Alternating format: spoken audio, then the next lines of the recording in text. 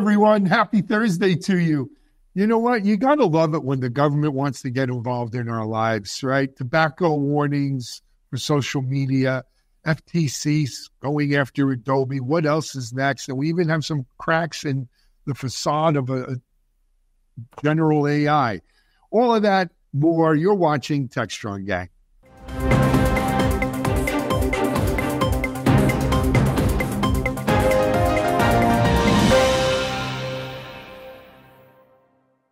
Hi, everyone. Happy Thursday. It's Alan Schimmel here from TechStrong, and you're watching TechStrong Gang.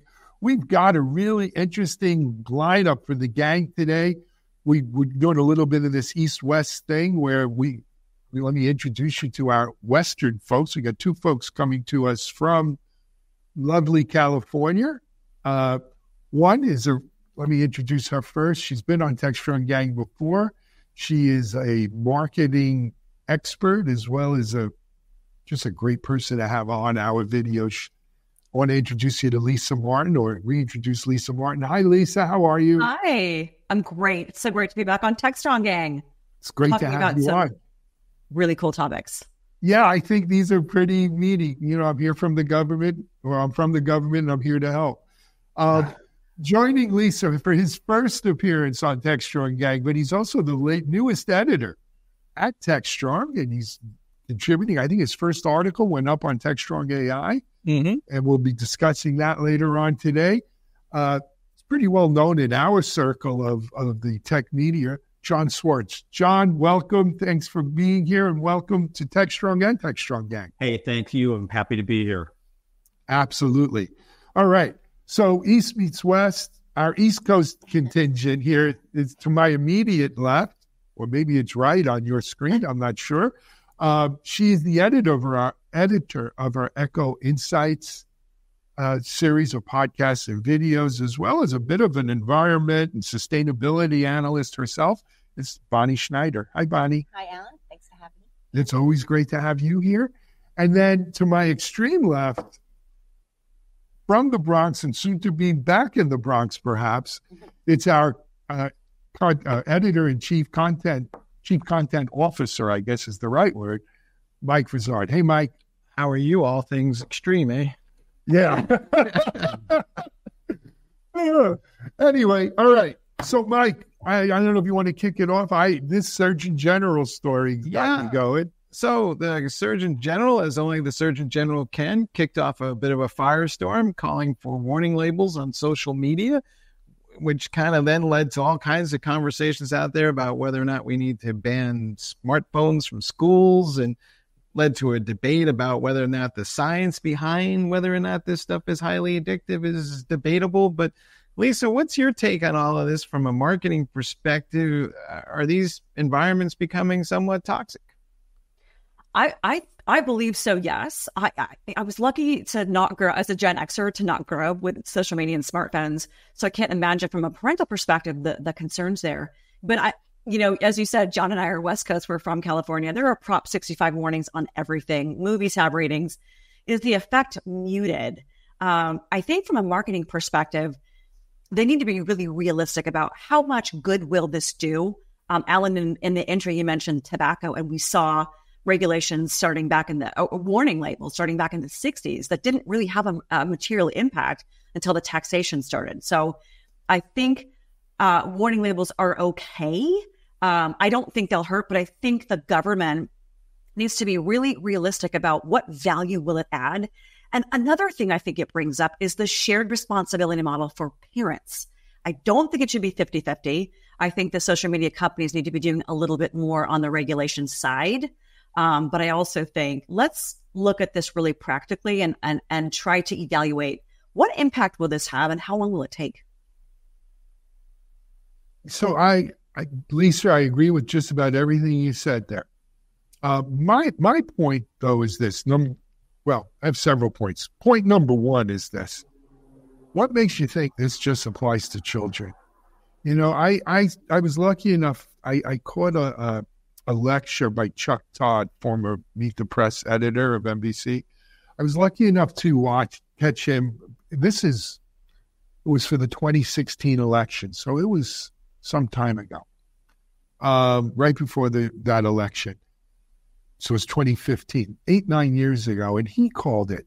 He said the problem in society today, and it's not just an American U.S. problem, it's worldwide, though it's probably most keen here in the U.S., is that most people have not figured out how to tell truths from falsehood, have not learned to assimilate social media, because what social media brings, it brings, 1,000,001, an infinite amount of voices. Everybody has an opinion, right?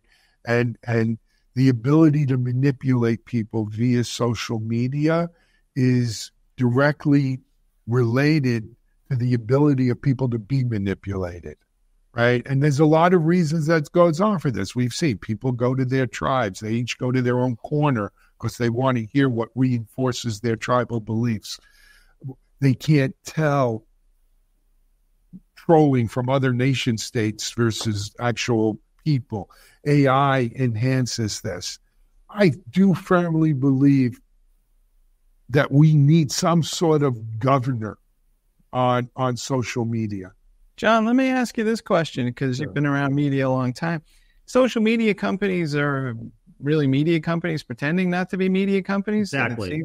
And it seems like they're using algorithms now to drive content to a specific kind of advertising consumption model as part of their business model. So maybe is the issue here not so much the warning labels, is we need to go back in and say, what the heck is a media company? Who really supervises these things? And say, hey, this current model doesn't work. Yeah, it hasn't worked for a long time. I mean, there's been a lot of movement.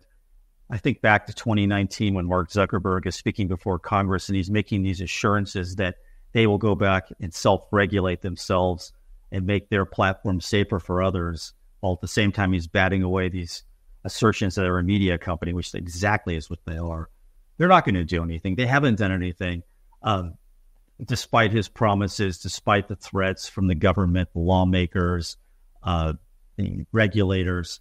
It probably in this case, and again, the Surgeon General, the sentiment is noble, but I've heard this promise before over and over again, and there'll almost never be any legislation. I promise you that.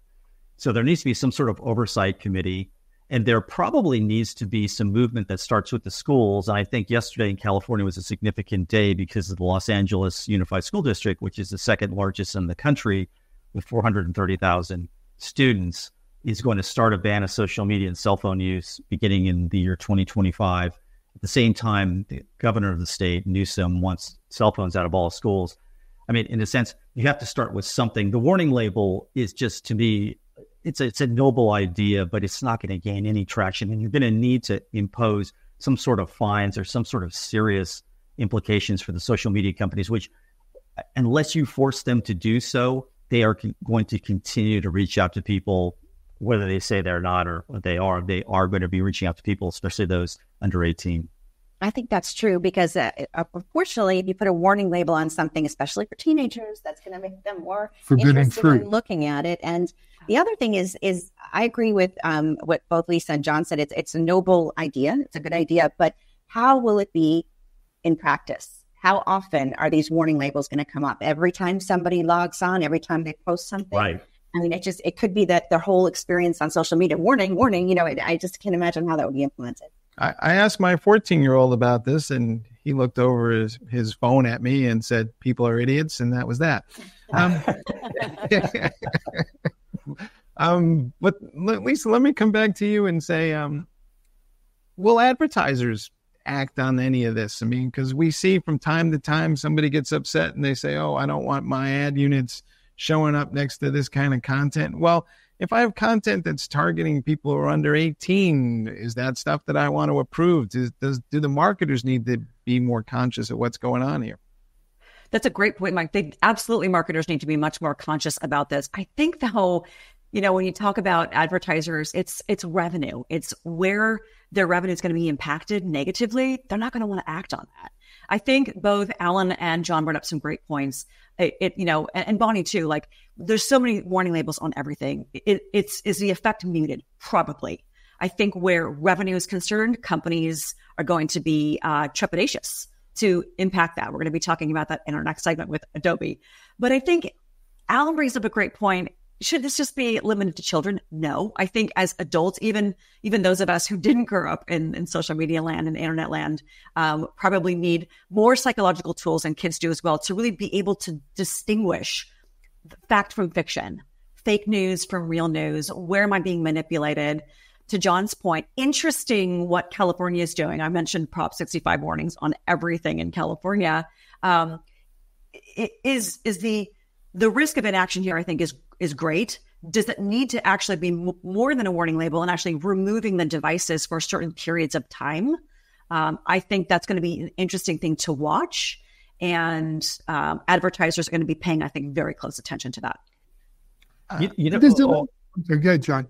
Oh, no, I was just going to mention really quickly. So a lot of the competitors of especially Facebook, we want to call them Meta, whatever, but specifically Facebook, have taken advantage of the situation, like Mark Benioff and especially Tim Cook. They refer to Meta as big tobacco. But I think there's this distinction that it's really hard to regulate something like your mental health, right? Like a car, you can add a seatbelt, an airbag, what have you, or a helmet. With tobacco, in a sense, you can ban the advertising on television, which happens.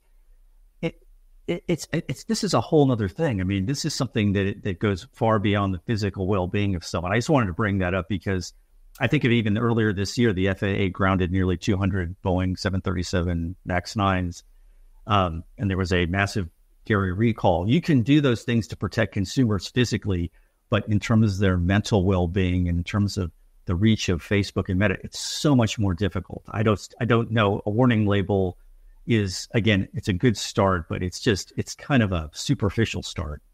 Well, John, in that vein, that's another problem I have with this is the warning label supposedly, or the warning label is based upon that somehow using social media will affect your mental health. Is that really why we're banning it here? Because you're going to be your mental health? Or are we banning it because it infects your brain with lies or you're manipulated? It doesn't necessarily, I mean, is that mental health? Is it going to cause you depression? Is it going to cause you suicidal thoughts? Is it going to cause you... Supposedly there are ad nauseum studies that point to the harmful effects of suicide, depression, isolation. There's an article in the Times, John, that says researchers are not, that... And I don't want to be the guy who's saying climate change isn't real, even though 80% of, This just in, a climate change report from an oil company. Right, exactly. Right. So where's the reports and research coming from?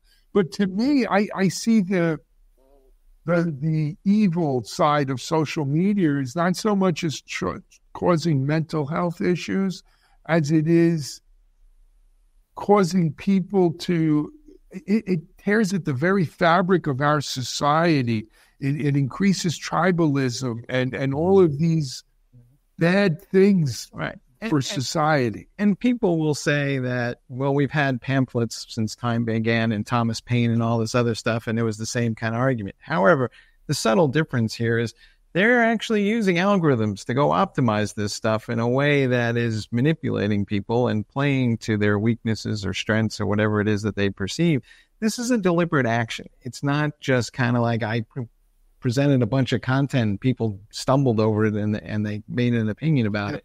This is a deliberate use of mathematics to go target people with specific messages. And that's where things are a little bit beyond the... So let me throw something else out at the gang today. All right, so let's say we say, okay, let's do this for social media, but why stop there? Let's go after Fox and CNN and MSNBC too, because they're doing the same thing. They're using algorithms and messaging and manipulation to increase this. Why stop there? Yeah, these are all media companies, right? That's how they reach their audience. They maximize the messaging for certain segments of the audience. And if you watch MSNBC, you feel as if you're part of this echo chamber.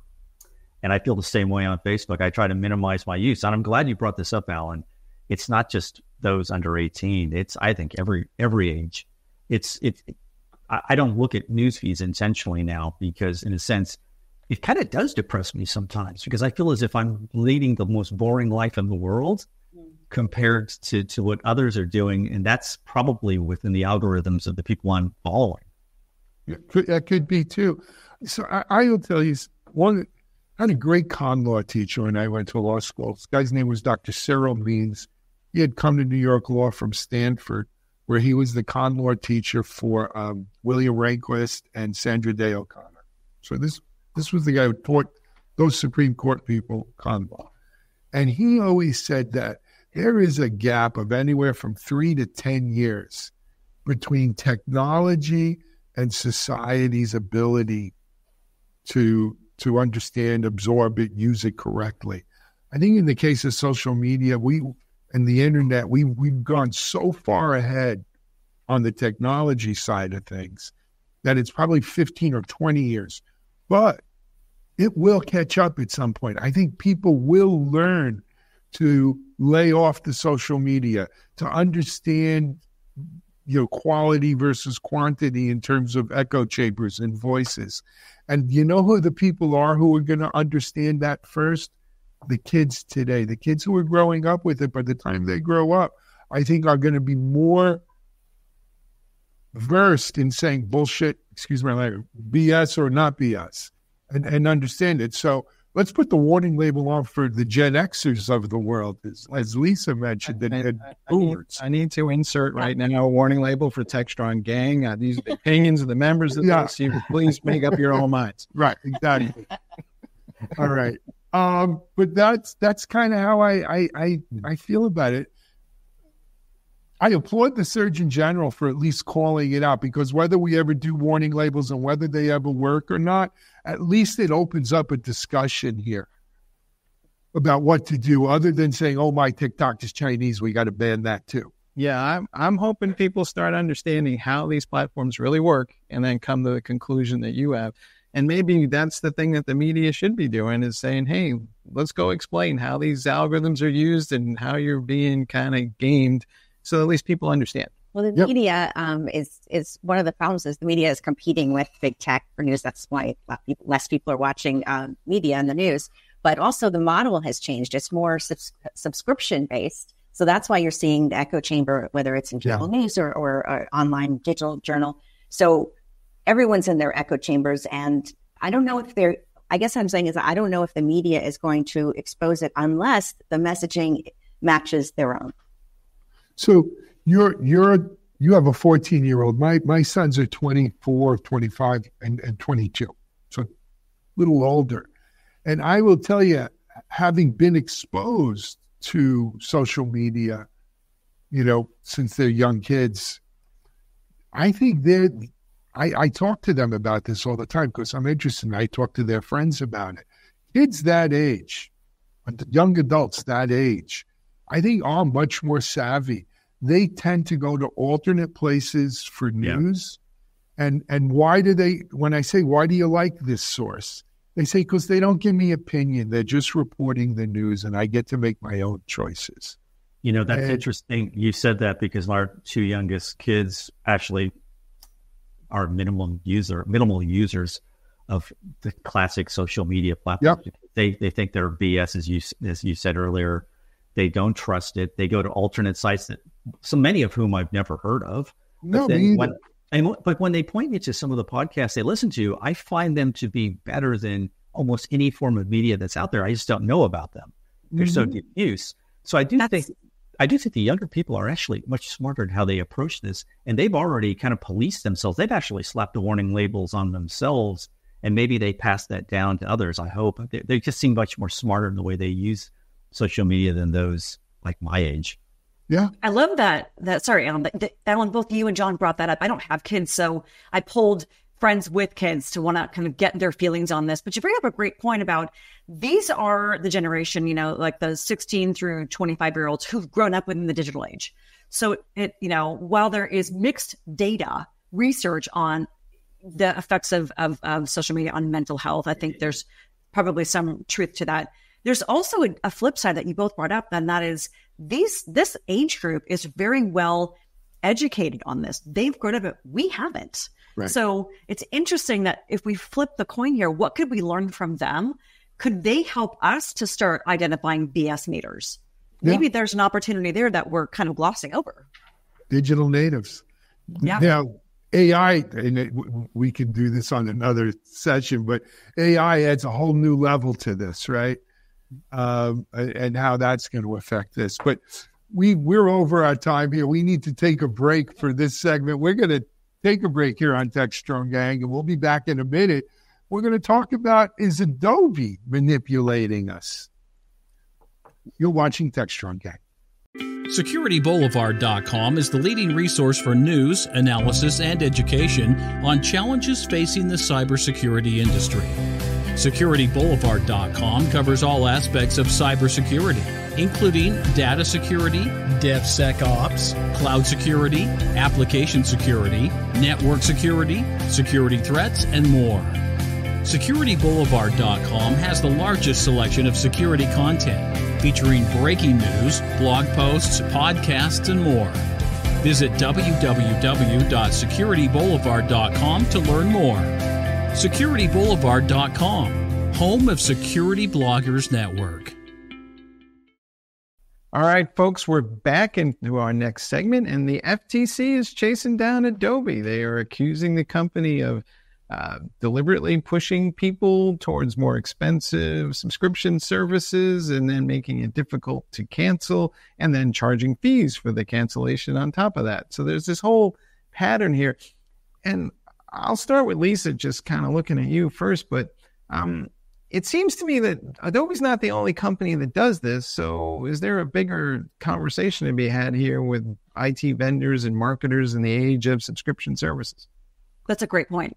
I think Adobe might be being made a scapegoat here. They've clearly had a tough month. We just saw some of the updates to the TOCs that they had when it came out a week or so ago that, hey, we own your content. And we are in a world of hundreds of thousands, if not millions, of content creators and influencers who freaked out. And Adobe said, hey, okay, we didn't communicate this very well. So I think, and ironically, that came from their chief trust officer. I think they broke quite a bit of trust. I've seen some great, really informative TikToks on the subject. But I think, Mike, you bring up a great point, is this could be opening a can of worms here for where other organizations, because Adobe went subscription back in 2012, and it accounts for the majority of their revenue. A lot of other businesses are in the same boat who probably don't want to make it easy to cancel for that reason. But maybe Adobe coming out saying, okay, we didn't communicate this properly, we're going to listen to the consumers, is a step in the right direction. I think back in 2022, the FTC launched a probe into this, which Adobe didn't respond to. Now, with a lawsuit filed in my hometown of San Jose just a couple of days ago, there's now more potentially accountability for not just Adobe, but others. You know, that's interesting that you're saying, Lisa. I think that plays exactly into the FTC strategy. I think what they're doing, and again, this goes to their chair, Lina Khan, they are taking on big tech, and they are doing it kind of strategically, where they're looking at them, what they consider the easiest or lowest hanging fruit or most egregious offender, and then setting a precedent for other companies. And I don't take this lightly, because Adobe, when they report their results, I think they reported $14.2 billion in subscription revenue last year, which was nearly double what it was in 2019. And I think they see a pattern here, and they're trying to help protect consumers. And it even goes back to kind of Biden and his speech, I think it was last year, where he was appealing to consumers and eliminating predatory fees from airlines, ticket selling companies like Ticketmaster, just this idea of the hidden fees, and then the almost nearly impossible discontinuation of some of them. So I think Adobe's being used as kind of like the pinata for a lot of other companies that are doing the same thing. So look, there's no doubt that big tech has a target on its back, and it's not just in the US, it's in the EU as well. And perhaps rightfully so. But really, I mean, this is a SaaS question here, right? I'm an Adobe Creative Cloud subscriber. I have been since they went to that model. For any of you, and I'm assuming most of you, have used Adobe one way or another, right? I mean, Photoshop was $1,200 or $1,400. Photoshop was a lot of money. And And then if you wanted the full version of Acrobat, and these are staple tools we use, right? You got Creative Cloud. It costs you, I don't know, $54.99 a month. Doable. What I think people didn't realize, and maybe Adobe didn't do a good job because they didn't want to do a good job, is you had some options. You could do monthly, which was, let's say, $60 a month. You could do an annual subscription, which you pay all up front. So instead of $60 a month, by paying it annually, maybe you got it for $48 a month. Or you could do a monthly annual subscription, which is they took the cost of that subscription on an annual contract, right, which was $48, and added a little bit of VIG so that you could pay it over the monthly instead of annually, and so it was $54. So that became sort of the Goldilocks, right, versus 60 versus 48. I don't want to pay $60 a month every month, but I don't want to lay out 48 times 12 all at one shot. So I'll go for 54. It gives me it's Goldilocks. In the fine print, though, it's still an annual subscription. And so when you cancel before that annual period is up, you're on the hook for the 12 payments at $54. And I think that's what kind of got people complaining to the Better Business Bureaus and stuff like that. On top of that, it seems like they had a little problem with the unsubscribe button. Right? Alan, they also had this weird, I believe if you canceled within a month, you owed Adobe an early termination fee that was half of the remaining. Equivalent to 6 months. Yep. Yeah. I think it was 14 days. If you cancel after 14 days, that's that 50% that you're talking about, John. Okay. Can I ask Bonnie a question? Sure. When's the last time you read a licensing agreement in any of the software you use? Well, it's funny you mentioned it. I always check to see about the subscriptions because I've noticed it too. It's very hard to cancel. It's cumbersome. Sometimes they'll say, we're sending you a code now, and you never get the code, and then you have to call. And I just had this with GoDaddy. So I think it is across the board with big tech. It's very hard to unsubscribe. Yeah. And it seems like they go out of their way to make sure that the customer service experience is so crappy that you don't want us to go through that, so you don't unsubscribe. They don't want to make it easy. And so shame on, for that aspect of it, shame on Adobe. I don't fault them for their model about the annual versus monthly and all that. I do fault them for making it hard to unsubscribe at any cost. Hey, Mike, do you remember? Oh, I'm so sorry, Alan. Hey, Mike, do you remember back like 30 years ago? Remember AOL got into trouble for it was very easy to sign up for the service, but it was nearly impossible to discontinue it, and they got fined like hundreds of millions of dollars. I can't remember if it was the FTC, whoever it was. So there is precedent here, and it's kind of a sad sign or sad acknowledgement that, again, I hate to beat up on the federal government, but they've done such a bad job regulating text. They don't understand it, and by the time they understand it, it's too late. So then they have to scramble to try to figure out how to address things like social media. And this is something kind of the state they're in with AI. They're trying to get ahead of the problem because they foresee, maybe they understand it a little bit better, but they foresee the same circumstances that have led to these other things. Anyway, in a sense, it's just this whole kind of idea of understanding it. I laugh because my brother still has an AOL email address that he can't figure out. My mom does too. You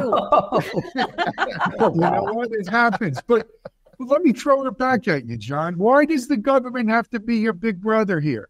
Why is it up to them? I think because, in a sense, tech has proven it can't self-regulate itself. Maybe that's why. I don't know. So I've been in tech 30 plus years too. And that's something I've always heard from the tech vendors, which is, hey, we got to self-regulate ourselves so the government doesn't have to step in. Yeah, I mean, that's something that Zuckerberg and others have said. They said, look, if you give us some guidelines, we'll follow them. Just give us a framework. But I think that's always the problem, the inherent problem when you have lawmakers who absolutely have no idea or clue how any of this works. And they're never going to. And the other reason that they get engaged every couple of years, Alan, is because it is good politics. It is bipartisan. And they know this. I mean, I've talked to senators like Blumenthal on the left, to Blackburn on the right, they work together on legislation. It'll never see the light of day. It'll never happen, but they're scoring political points. And it's, it used to be big tobacco, used to be the oil industry, used to be the auto. There's always the boogeyman. The whipping boy. And the boogeyman now is tech because it's too powerful, too fast, and most people don't understand it. So it's always easier to criticize something people don't understand, and something that is kind of a shiny object right now. So let's not go to the government here, Lisa. Yeah. When will customers stand up and say, I am mad as hell and I'm not going to take it anymore? And then that creates the backlash that changes the behavior. That's a great point. I think we're seeing it with Adobe. Like I was saying, I was on TikTok yesterday and the day before, really kind of looking at how are creating, because like I said, there's millions of content creators. There's so many that are trying to become the next TikTok star, the next YouTube star, that don't have a lot of money, that are trying to really honestly create businesses. And I think when we see Adobe as maybe the Martha Stewart of tax evasion here in terms of making an example out of them, we're going to see more consumers who are using tools like Adobe, Illustrator, Photoshop to try to make a living, get much more vocal. And I hope the chief trust officer and the two executives who were named in the suit take notice and actually start employing consumer listening programs. But even to Alan's point, in terms of the whole self-regulation, government regulation, and John's point too, the Zuckerbergs of the world, the Adobes of the world, the chief trust officers, the legal GC folks, they all have exactly what it takes to put the right guidelines in place so that this doesn't happen anymore. They have it. They're just not acting on it. And they're kind of playing dumb, waiting for the government to step in when they know that's a flywheel that's just going to keep going. It's not going to happen. Maybe when people step up. Yeah. People need to step up. Yes. Well, there have been people who've stepped up. I mean, the former chief security officer of Facebook, they pointed out that this company well knew what they were doing and could have addressed a lot of these issues and chose not to. I consistently hear that. I'm sorry. That's an individual, John. I'm talking about in mass. People say, I'm going to go use CorelDRAW. I'm going to use whatever the open source alternative is. Canvas or something. Right? Yeah. Instead of Adobe, because I don't like their pricing. I don't like how difficult they make it to unsubscribe. And there's another piece here too, Lisa, you mentioned it right in the opening on this segment around the ownership of IP here. It's not that Adobe's going to take your picture and start selling it online. It's about Adobe's going to make that IP part of the LLM that the AI uses. Yeah. And so people are saying, hey, if you're going to use my stuff in your LLM, I want to be compensated. I might go so far as to say, if you were presented with a user agreement or a licensing agreement that's more than a 1 minute to 2 minute read, somebody's probably trying to pull something on you, right? That's the level of cleverness that goes into that. And it keeps updating. Every week we've updated our terms and conditions. So it keeps changing. That is true. No one reads that. You listen, who's the senator from Massachusetts? Elizabeth Warren. Her whole consumer protection thing. This feeds right into it. But as I said, I don't know if it's truly the government who are the arbiters here. I think it was the FTC who did say that if you change your user agreements after you introduce Gen AI, that they were going to watch for that behavior and say, you're not allowed to suddenly in the middle of a licensing agreement say, oh, by the way, your content is my content. Yeah. Right. It's a problem. Anyway, look, Adobe, shame on you. You should do better. I'll leave it at that. We're going to take a break here on TechStrong Gang. We're going to be back. Have there been some cracks? Is it in the feet of the AI gods or in the facade? Facade. Okay, we'll be back. You're watching. Look like our faces, man. Yeah, we're watching TechStrong. You're watching TechStrong Gang. DevOps.com is the #1 online destination for DevOps education and community building. DevOps.com covers all aspects of DevOps, including DevOps best practices and tools, DevOps culture, DevSecOps, business impact, continuous testing, continuous delivery, and more. DevOps.com has the largest collection of original DevOps content, featuring breaking news, blog posts, podcasts, and more. Visit www.devops.com to learn more. DevOps.com, where the world meets DevOps. All right, we're back, and we're once again talking about AI and what's going on with these companies, and there appears to be maybe some cracks in the AI facade, at least according to an article by John Schwartz that appeared on TechStrong.ai. John, walk us through your thinking here. What are you seeing? And I know you're out in the Valley, and sometimes, that's a different bubble than the one we all live in. Yeah, so we're out in the Valley. There are people who work within AI companies who will tell you confidentially that they're actually just trying to learn what they're doing right now. They're in the early innings. We keep hearing that, right? We're in the early innings, which means they're not going to break out the revenue from AI-related activity. They're also kind of admitting to you that they don't quite think they have their arms wrapped around how this is going to work or what the use cases are going to be. They usually have a hard time giving you use cases in real life. So I think that stands out to me, but also this idea that we had this Humane AI pilot, this much valued product that just came out that was backed by Benioff and Sam Altman that absolutely flopped because it had a bad battery. It was rushed to markets. That's another thing. You rush a product to markets to try to get ahead of others, and it doesn't work. Then again, we have our friends, and we keep going over this. Sorry, Alan. Federal regulators are honing in on antitrust activity at Microsoft, NVIDIA, OpenAI.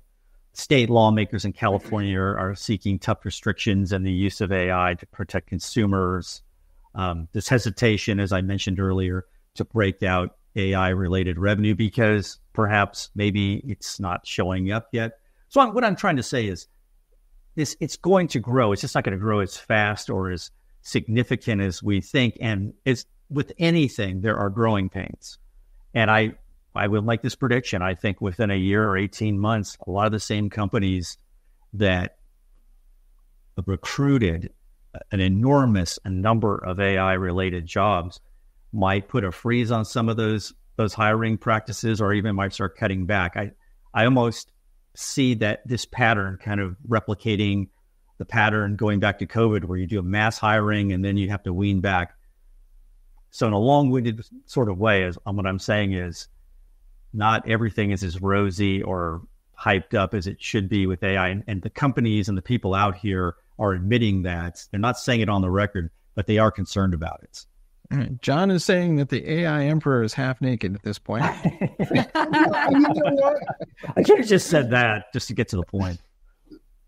I don't, in this regard, I don't think AI is any different than many other innovations and new technologies that we've seen introduced over the years. You go through this classic Gartner hype cycle, right? Where you get so much hype, inflated expectations. It can never live up to it. Interesting, John. I know in your article you mentioned the pin by Humane, I forgot how you pronounce Humane. it. By Humane. Look, when that first came out, I'll admit it, being the gadget boy I am, I was ready to buy it. I filled out the form and everything. The Beam Me Up pen? Yeah, the Beam Me Up pen. It looked cool. It was AI. It was going to replace my smartphone. But then before I plunked down the $700 plus whatever it was going to cost monthly, I started reading reviews and realized that this thing wasn't ready for prime time. You know, there was some ex-Apple guys. You bought one? No. This is always the pitfall, right? Is in your rush to market. It's going to happen, as you said. These are cycles. There's the boom, there's the buzz, and then there's a rejuvenation. It happens in every cycle of tech. It's understandable. All I'm saying is that with AI, it kind of, because it's so well known among consumers, which is really interesting to me. This is one of the few technologies that consumers have really embraced and really want to learn about. So there's this idea that, it's going to break through immediately. And I'm just saying we should kind of pump the brakes a little bit. I think it needs to mature. I'm sorry. Go, Lise. Oh, thanks. I agree with that. Did anyone else get sort of a Theranos vibe when they were looking at, minus the fraud part, but just products not being promised, not ready for market? It was another thing that struck me was culturally, the leaders of Humane AI were very much rose-colored glasses. Didn't want to have any negativity, only wanted to really laud the capabilities, even though some employees were starting to raise their hands like Theranos, this isn't ready for prime time. I think they rushed it to market, not listening to the reviewers. In fact, I saw one reviewer, John, in your article that said, this is the worst product I've ever reviewed. But I think that companies need to be, to your point, John, maybe kind of pulling the brakes on this. Like, let's really, it's about being pragmatic and practical. And I think that will go a long way from an awareness perspective to get much more of the consumers to appreciate the value that AI is already delivering and that it can deliver. Look, you made bad product and it kind of gets what it deserves. It'll be interesting to see what HP will do. You know, can I just, like, one other thing I just want to mention was that there are certain companies, obviously the leaders in generative AI, that are making hay, and I guess we acknowledge them. I think there's so much pressure on everyone else. And I bring this up because I think about Salesforce. I wrote a story about how Salesforce name kept coming up as one of the companies that was kind of lagging a little bit behind everyone. And I think there's so much pressure to keep up with the latest fad.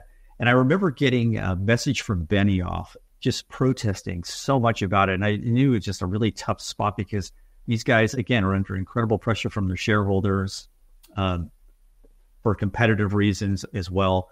And it's just, it's difficult, right? You're rushed to do something. You want to do it well, but you have to do something. And I mean, this has happened in other various iterations of technology, will happen again. AI just seems to be the most overheated of them all. Lisa, let me ask you this, though. Do you think that all these companies are going to wind up with a credibility problem from a marketing standpoint, that, people are going to go, we don't generally believe anything these people are saying because it doesn't work as advertised. Google, we've seen, stumble for 4 or 5 times now around some sort of AI initiative. I mean, it's getting a little silly. That's a great point. One of the things when we're talking about Adobe that I was trying to find out is, what's the churn going to be? Same thing here in terms of credibility, that the leaders need to understand, what is the market ready for? Being truthful, trust is currency. We've been talking about it for the longest time now. I think there's absolutely brand reputation damage that companies that go to market too quickly or who aren't listening to reviewers are going to run into, and that could be catastrophic for business. So paying really close attention to that, listening to the consumer's feedback, being trustworthy and honest is going to be table stakes for businesses in this realm. Can I ask Lisa a question about Apple and its AI announcements, and what type of impact do you think that has on the overall market? I know they wait longer before they plunge into a market. They let others establish the market, then they own the market. In this case, does this lend credibility to the AI field, or does it just raise the temperature even more? That's a great point. I'm kind of, as an Apple fangirl, and to your point, John, knowing that, they get into things after smartphones have been established, for example, but they have earned a lot of trust globally that I think might be an advantage as they introduce Gen AI to more people. They might have the opportunity with their given consumer relationships to help people maybe appreciate a little bit more the values and the opportunities AI can deliver, because the general public generally trusts Apple. So you bring up a great point there. It's going to be curious to watch to see. I think we might know more in September with the Apple hardware announcements, like what's reality there? How is my Siri going to change and benefit me as a consumer? But I think that kind of hand-holding and the fanboy, fangirl status that they've had for a long time could be kind of a tipping point for us in terms of the general public's appreciation for AI. I don't know if I agree. I think Apple's going to wind up being yet another AI company busily shooting off its toes. And they'll eventually get it right. Look, we could blame Apple. We could blame Microsoft. The fact of the matter is, from the very top of the tech stack to the very bottom of the tech stack, the first thing that investors want to know, reporters want to know, media wants to know is, hey, what's your AI story? What, you got to have an AI story. What's your angle? I remember this cloud came out 2005, 2006. You couldn't raise money as a tech company if you didn't have a cloud story. What do you mean you're not storing it in the cloud? You're going to keep your stuff in a private data center? You're not getting my investment. You got to be in the cloud and up there, right? And, you had the IBM commercials with grandma pointing up saying, that's where my pictures are. Yeah, my dead husband too, but this is the culture that we have fostered. You got to have an AI story. Otherwise, FOMO. John, he's saying it's your fault for asking the question. I've heard that before. It's always usually my fault. What did Shakespeare say? Kill the lawyers, then the reporters. Was that it? Wait a second. All right. I'm not gonna defend. I'm not gonna defend myself. No. But I just, this is, to me, this is all normal. I think so too. It's the cycle. Mm-hmm. Anyway, hey, we're about out of time here. We put in a solid 50 minutes on Tech Strong Gang today. Before we leave, though, I wanted to just remind people, you know what? This is the last Tech Strong Gang we're doing on a 3-day-a-week Tech Strong Gang schedule. We will not have, as usual, a new show this Friday, tomorrow. But starting Monday, we are Tech Strong Gang and Tech Strong TV, for that matter, 5 days a week, Monday to Friday. We've got, due to our relationship with Futura, we've got so many more gang members to bring in, like Lisa and Stephen Foskett yesterday, and Stephen Dickens and Paul Nashawati and a bunch of other folks. We have so much content, and quite frankly, there's so much going on in the world. We're coming at you 5 days a week. It comes out on Tech Strong TV. It's on our network, and it's also in podcasts on Apple, Spotify, wherever you listen to podcasts.